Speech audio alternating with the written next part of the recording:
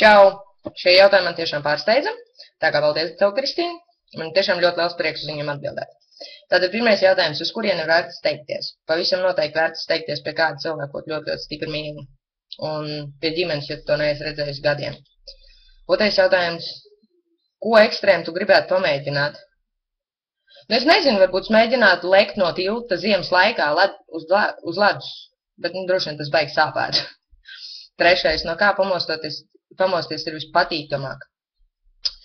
Nu, man ir divi varianti. Vai nu no tā, ka es pamostos un sajūtu karstu kafiju, vai arī, ja mani kāds stipri apskauj un sāk bučot.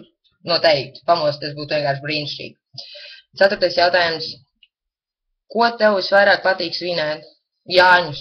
Pavisam noteikti jāņus. Tad ir daudz šmīgas, tad ir daudz visa kā un viss ir jālapret. Piektais jautājums. Kas ir tev lielākā veiksme? Man lielākā veiksme laikam ir tas, ka es esmu sapratusi, kas es esmu un ko es gribu. Tas ir pavisam noteikti. Sestais jautājums. Kam tu tērē lielāko daļu savas naudas? Ak, Dievs, pavisam noteikti randiņiem, meitenēm un tādā garā. Pavisam noteikti. Tā kā rakstu vēl, uzdod. Tiešām prieks atbildēt uz taviem jautājumiem. Peace.